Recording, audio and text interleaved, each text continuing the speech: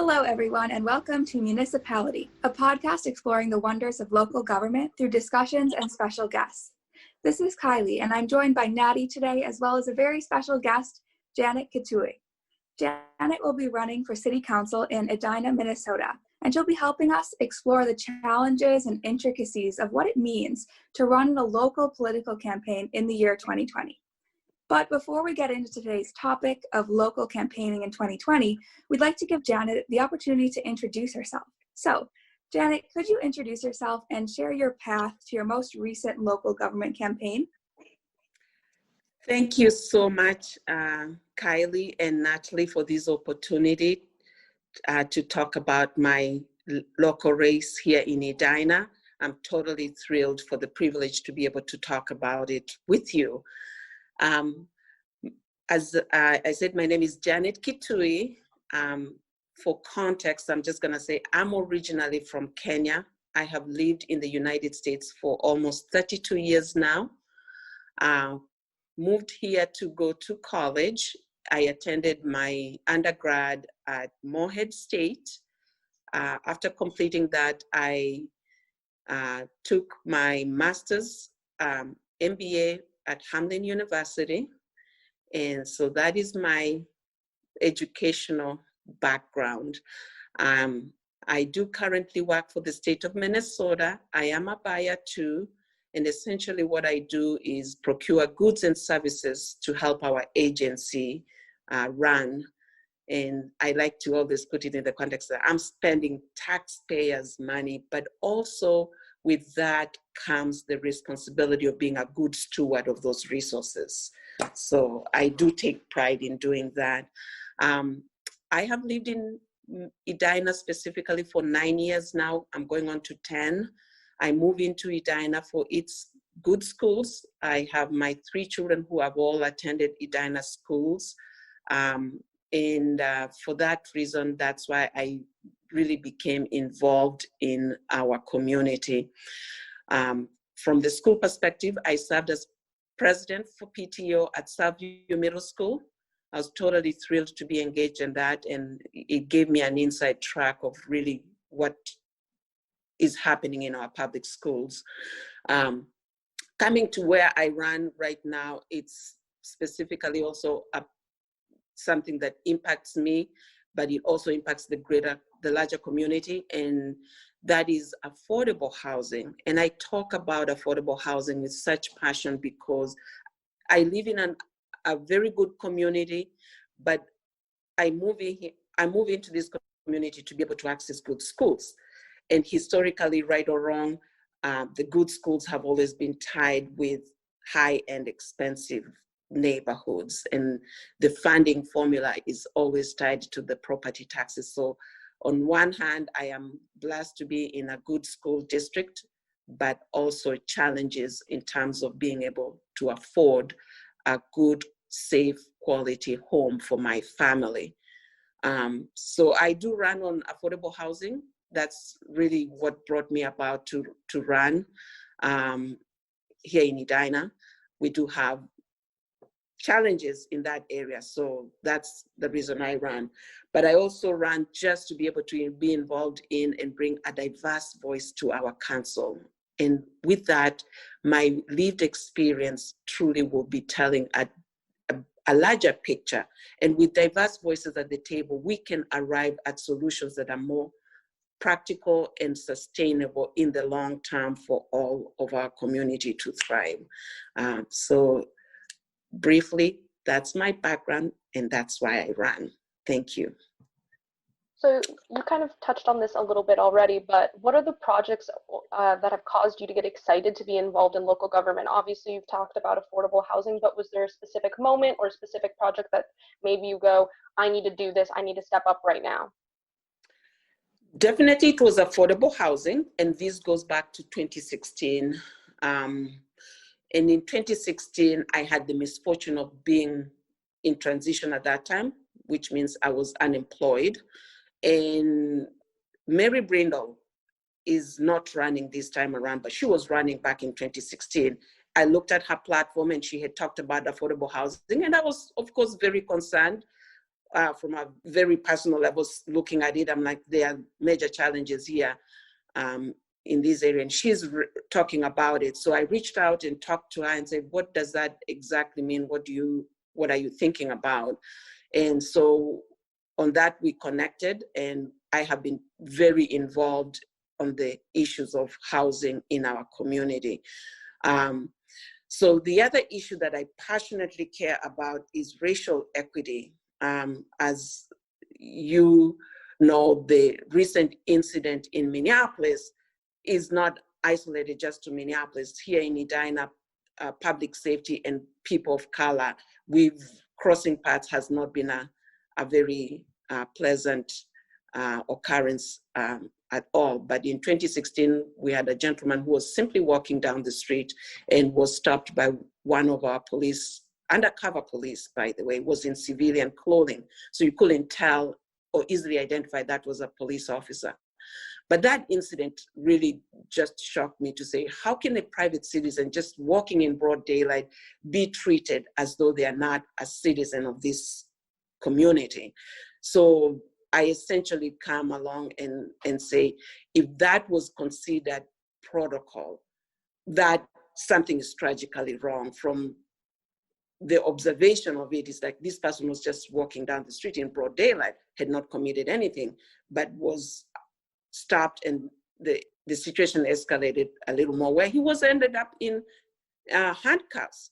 And to me, that really bothered me. Of course, it resulted into some incident that brought protests at our council member, and has resulted into the Race and Equity Task Force being instituted.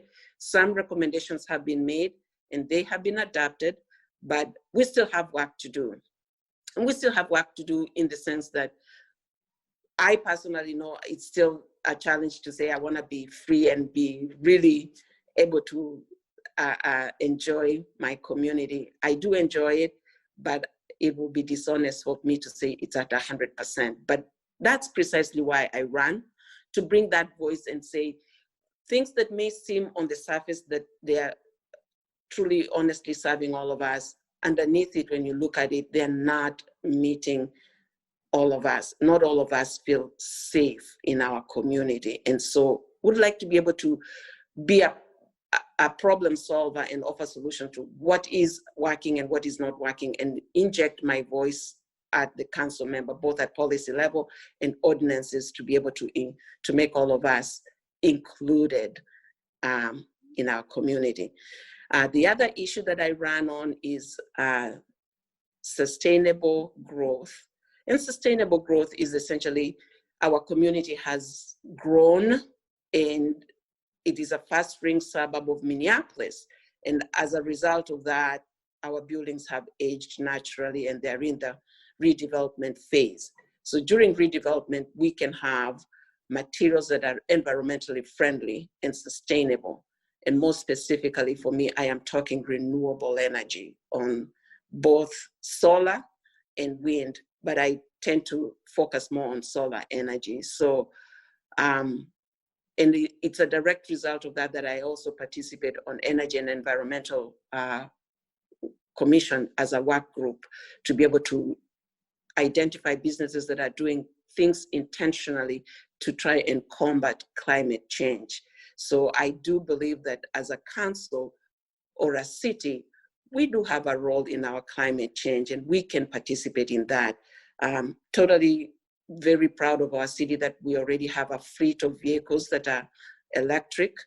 That is combating green gas emission in our environment. So we are doing our part. We still have a long way to go to be able to reach the goals that have been established. And at a municipal level, we do have an opportunity to impact that. So that is why I ran. Thank you for that insightful answer and going over your policy platforms. That was actually my next question, but we're going to move on a little bit to ask the next question, which is, how do you represent all the different views of the citizens of Edina in your campaign?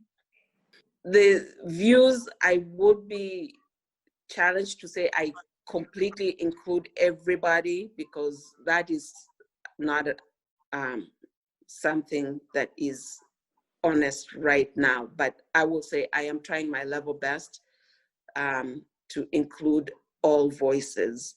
And when I talk about that, we have diverse voices from our socioeconomic status to our race, to our gender, to our religion.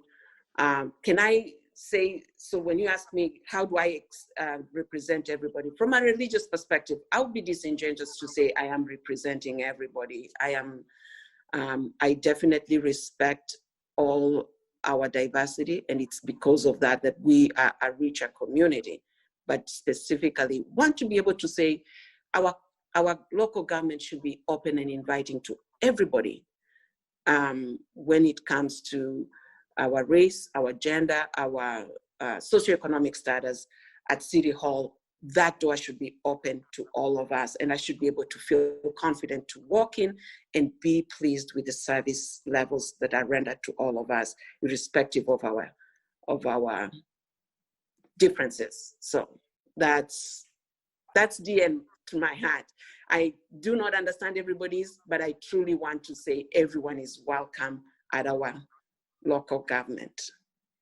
And kind of to go off of that, like, I understand that you can't possibly encompass every value because Edina has a really, I think people don't notice that there's a lot of different people in Edina. I think that was an experience that I had growing up in Edina as someone who's, you know, Latinx, and like, obviously that wasn't really the norm, but there's more of that now.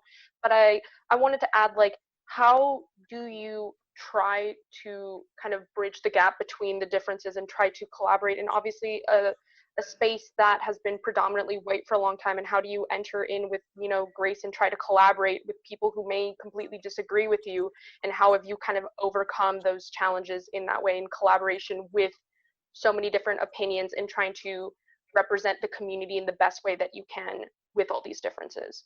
Hopefully that makes more sense. That is so timely, in the sense that I am serving on the housing task force, and yes, we couldn't be more different. We are all diverse on that, from our age to gender to our socioeconomic status.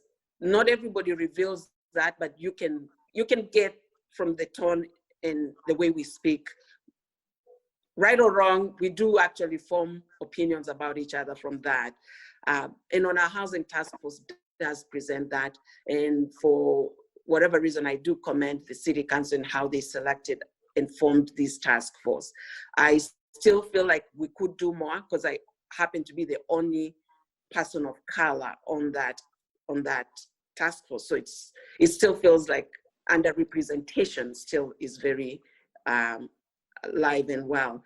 So how do I bridge the differences? Sitting on this task force is one place that I am feeling so confident that I am able to bridge the divide. We have some who I would traditionally, classify as conservative, but we can respectfully listen to each other. It may not have been that way. It probably doesn't feel that way all the time, but I do try to really respect everybody's opinion and listen attentively. Just more recently, during one of our discussions, we were talking about renters versus homeowners, and we are trying to increase the options of homes available to all those who want to live in our community. And there is what we are referring to as the missing middle. How can we fill that gap? And the discussion, went into the part of accessory dwelling units. This is something that has been approved in Minneapolis, and could we incorporate it here in our city? And one of the task force members chimed in and says, yes, we can, but we need to put a caveat whereby that accessory unit can only be rented out if the main house or main structure is owner occupied. And I paused for a moment there and I thought, slighted.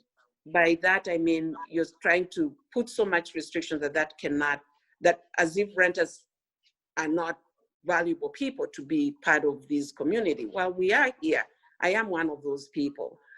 And I said, we already have single family homes that are rented out. How different is it if we have the accessory unit and the main home, both of them rented out? Definitely it infringes on property rights at that point. If I am on council and I'm trying to restrict a homeowner, oh, you cannot rent out your unit, and I don't have a good reason to why I'm saying that, that gets into property rights. So if I own the home and I want to add on an accessory dwelling unit and rent the whole structure, I think I'm within my rights to do that.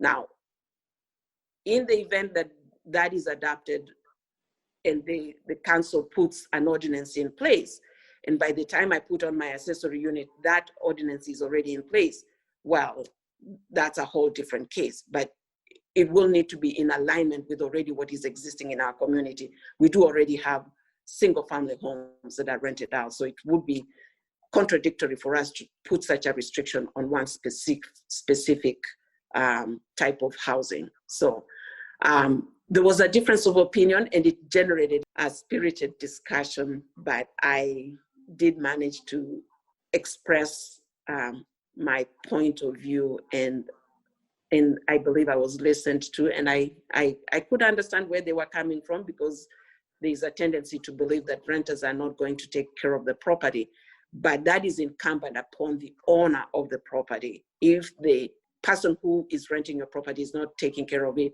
you have a moral and ethical obligation to your neighbors to make sure that happens. So we don't want to be too restrictive as a government at the same time, but we still want to be good stewards and representatives to our constituencies and be servant leaders to serve their needs, both with their concerns and listen to them attentively. So that's what I hope to be able to do, is to listen very carefully and weigh both sides of the issue, and hopefully arrive at a middle ground whenever possible.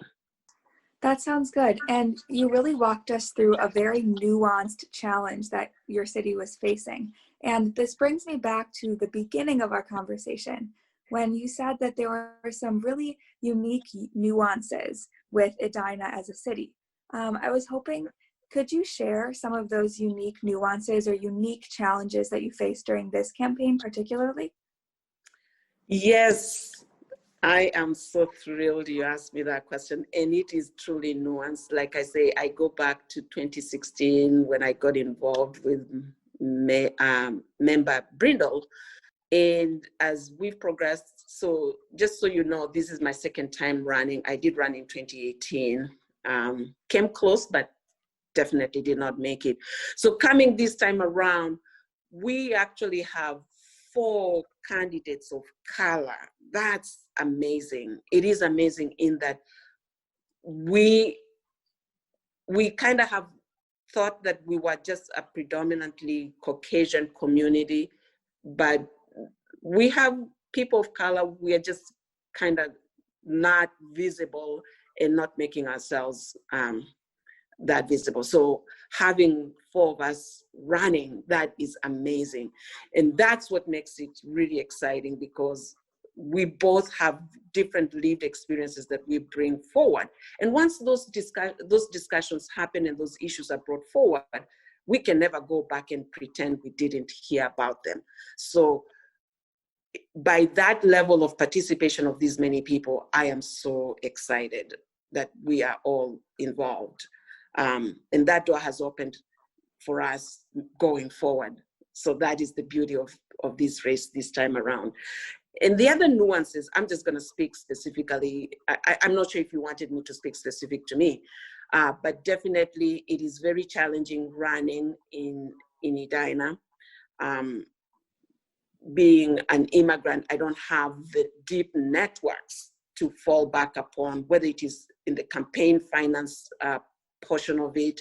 I have managed to put a very great team together. I do have my campaign manager, my PR person, my creative designer, and a young person who is my campaign intern of campaign fellow, really, and he's been helping me specifically with even this social media. I'm like, yes, and he's very passionate about this. So that to me is my biggest win, to just get young people involved and engaged. But definitely campaigning in Edina, in a community that has predominantly been white, and all of a sudden we have 4 people who are of color trying to vie for a local office. That is definitely changing.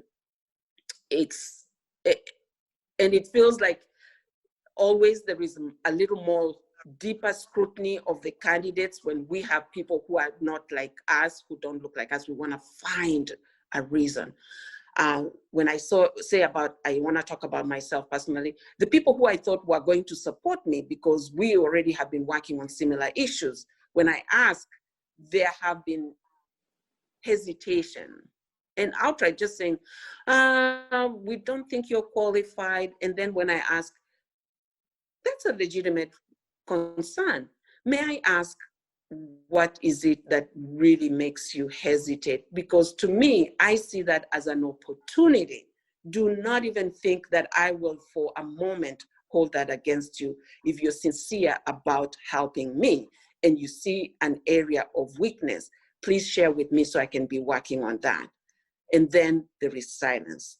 That is not forthcoming. So that in itself tells me it's really not an issue of qualifications. You're just hesitant. This is a different person who hasn't been part of our political system or our leadership. So we are not sure about you. But I have been very brave and very honest. If I'm given constructive criticism, I am going to work for it. But up to now, I honestly have not been given that directly, which is truly unfortunate, because if you're sincere and open to that and you truly care about our community and you want all voices, yeah, present that and let me take it as an opportunity to make our community better. If there's something that you are looking for in your elected official and that thing is missing in Janet, say, hey, Janet, this is an area that I care about, but you are missing it on your platform, or you as a person in the qualifications you bring forward, that is something I care about and I'm not able to move forward with you because of that. But that has been missing, and quite honestly, that has been a little disappointing. I'm just gonna say, yes. I will say though that for me personally, growing up in Edina and this being the first presidential election I can vote for, having on Ilhan Omar was the first person that I voted for in the midterms, and having this many people in my city council is truly for me very inspiring, that things have really changed and there is change and there is hope. And as someone who really cares about this kind of issues, it's really inspiring to see people like you run. And one of our other co-hosts, Adrian, who's not here right now, works for the DFL, I was like, what have you been hearing about the city council in Edina? I assume you already voted. And Adrian was telling me all these people. I was like, this is so crazy. I'd never heard, I don't remember this ever happening when I was a kid. So it is really inspiring that you've taken on these challenges. And I do agree with your frustration that it is unfair that they can't give you that criticism, because we all need criticism to grow. And so I'm glad that you're open to that. And, hopefully maybe after this, you'll get some of that opportunity for those criticisms. But I guess we wanted to go into a little bit more specific detail and something kind of to end or to start wrapping up on a more positive note of what was a unique experience or project or perspective that you were proud to bring to local government. What was a moment that you were like, this couldn't have happened without me, and I feel so proud that I was able to do this and bring this to this community? Because I think that a lot of times in local government, we tend to focus on the negatives and the things that we're lacking, and sometimes we need to take a step back and really appreciate ourselves and appreciate the work that we've done. So we'd love to hear that moment for you. The specific item that I have truly worked on, I'm on the housing task force, and that is truly my contribution in a more meaningful way at the city council level. And this also, I will be challenged to say that it is a concrete thing that I have brought forward, because we are working on it as a group. but my definite contribution is sharing that perspective of being a renter. Because in the conversation in the task force, there's sometimes when it comes in, like property taxes is the funding goes into our schools. So somehow when you're a renter, you're discounted as though you're not participating into the funding formula for our schools.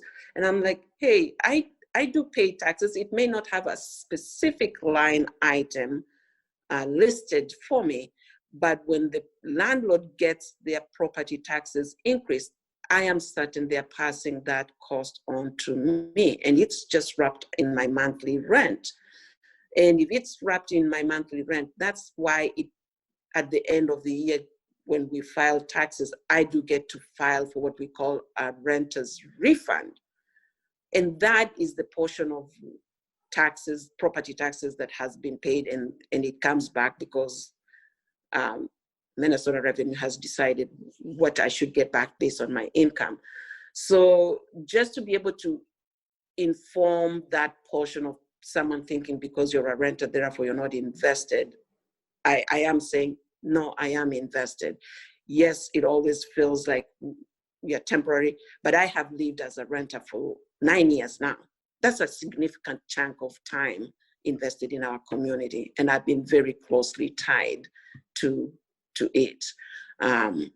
So if there was anything that is about what I'm trying to bring forward and say, whether I am a homeowner or a renter, we all are part of this community, and we all play a part in making it a thriving community. And also, as I share that, is like the part of Edina where I say, we do have diversity. Literally, I'm like seated in my building and you can see all different faces. Now, this is the part of Edina where you can say, if you're Caucasian, you're a minority. Because we have diversity of both from different spaces, and geographically, maybe that's just the way this section was designed, but we are diverse. It's just not showcased a whole lot. And I equally have come to realize, wow, we have all nationalities really in our community. It's just that most of us, with an exception of me, take a back seat and just try to be quiet and not make waves. So I think we do have a part to celebrate diversity, and that's why I'm excited that we have 4 candidates of color on our races this year. So thank you. Thank you for sharing that insight and the unique perspective of a renter, because I think that's something that not a lot of us think about kind of on the day-to-day. So in kind of the spirit of getting more, whether it's young people or renters or other groups who aren't represented in government, more involved, what advice would you give to someone who is maybe starting to think about running for office or getting involved in local government? What advice is really important for that type of person? Yes, and for me, there is various school of thought, and I personally think like there's a part where they want to hold the status quo. So when you're when you're considered an outsider, it's almost everyone is scared. But if you are new and young, I want to encourage you to jump in, because you hold back and saying, oh, I don't have enough experience, I don't have enough of this, you'll never have enough and be ready to run for office. So yes, you do need to have a little acumen, but you will never be completely ready to run, whether it is for the organizing part of it, and running for office is really relational. It's the relations you have. And I know that I have formed very good relationships from my last run, and this time around, there may be some people who are hesitant, but I have a lot of support. I have a lot of people excited for my run the second time around. And because of that, I know we are going to do very well. So the advice for anyone brand new, whether you're a renter or not, stop doubting that you don't have enough to run. I am going to encourage you, run and run with what you have, because that's the beauty of our democracy. It's like our democracy thrives when all of us are participating, irrespective of our socioeconomic status, our race, our religion, or whatever. We all need to be participating. But I'm not gonna lie to you, the socioeconomic status and the funding part plays a major role. And it's not just at the local level, it's at the congressional level and all that. When you look at the current pool of people who are occupying office, they seem to be relatively wealthy. So if you are not in that group or don't have a good cushion of money, yes, it's going to be a struggle. And in that effect, I am actually speaking for myself, because I still have to hold my daytime job and try to campaign. And those are barriers that keep some of us from fully participating in our democracy. So I am cognizant, as I say, let's all participate, but also there are major hurdles that are going to be up. And there are times when you can also field into party politics, and they do have their favorites who they are going to overtly or not so overtly support. So if you do not have that close proximity to the power structure, you're also going to really work triple hard to be able to make inroads in terms of success on the political. So ask me that question on November 3rd after polls close, how much it worked against me or worked for me. But I am very optimistic this time around. I'm not gonna lie, I'm totally very optimistic that I do have support of the voters in Edina. And I am truly excited to be running, and the team I have assembled is all my local supporters. So much as I want to say, both from a race and ethnicity part of it, I'm different from what has been the normal for elections in Edina. People are ready for a change, and that is why we have 4 people running. And so as we close, I am asking for our podcast members who are listening, please visit janetforedina.com and vote for me and vote. Our elections are important. They always are important. They are critical this year, and all of us need to be aware that our democracy is online and we all need to participate. Thank you so much for this opportunity to talk with you. That is amazing to hear, and I want to thank you again so much for agreeing to come on, and thank you so much for sharing your insight and your experience. It's very valuable for us to hear, the people that are running in these elections, but also hear what it's like to run a campaign from someone who's, not necessarily that like classic wealthy person that we always hear about. And I find it very inspiring what you said about a lot of things, because as someone who grew up in Edina, this really touched me, and it is very exciting to see all this campaign and see people who weren't really the people running when I was growing up running and taking that opportunity. I think it inspires a lot of young people like us to take things and do things. I feel like this is what this podcast is about. It was a bunch of friends that decided I wanted to do something about local government. I wanted to learn more. I wanted to become involved in the community, and that's what we've tried to do. And so it's nice to get that affirmation that sometimes you don't have enough experience, but it doesn't really matter. You just need to throw yourself in. So again, I thank you so much, and I think the rest of MuniciPality also thanks you. But I also want to thank all of our listeners for coming to listen to the episode. We're glad that you joined us today, and we hope to see you soon again in our MuniciPality. Thank you, guys.